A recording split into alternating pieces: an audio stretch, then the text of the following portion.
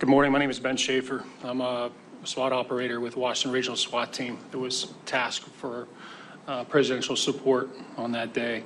I just want to take a moment to thank everyone for the opportunity to be here today as you examine the assassination attempt on former President Donald J. Trump in Butler, PA. Before I begin, I feel compelled to also echo those condolences for all the victims that suffered that day and continue to suffer because of those tragedies. Since joining the Marine Corps in 2004, I have deployed, fought, and been recognized for exemplary service and performance in both Iraq and Afghanistan.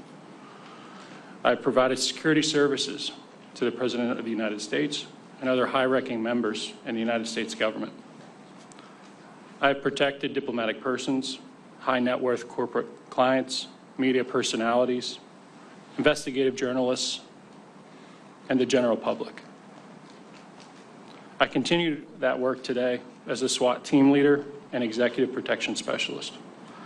I have been recognized on numerous occasions for my high level of professionalism, proficiency, and knowledge of all security measures while working in those fields. As I analyze what happened in hindsight and real time on July 13th, there's a few points that I'd like to talk or mention that haven't sat well with me or I haven't been able to reason. Part of that is in the communication conversation of what happened that day and the abilities or lack thereof. The ability to communicate quicker between agencies is definitely a shortfall. That was not optimized in what we'd normally see in a presidential support mission. This all led to an obvious delay in communication when we were beginning to target and respond to the threat that was Mr. Crooks that day. The lack of coordination between tactical element leaders and the Secret Service left ground elements in the dark and prevented necessary time to prepare for specific venue considerations and needs prior to that event. All Overwatch, sniper, counter-sniper positions should have had direct communication with each other that day at that entire rally. Some of the technical difficulties that have already been mentioned that I'd like to echo is a lack of drone coverage or drone overwatch that day, which left many danger areas exposed and severely, and I say that again, severely, impacted the ability to secure the venue and the event itself.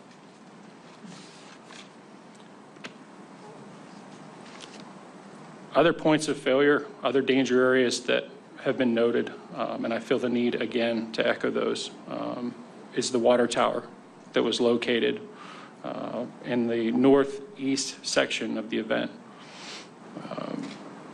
That's a major, if not catastrophic failure to not identify that that is a elevated, optimal, and opportunistic place for anyone with any kind of knowledge to wreak havoc on that event.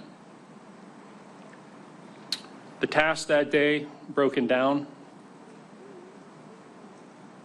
included local law enforcement's responsibilities that include traffic, parking, and access were their primary roles.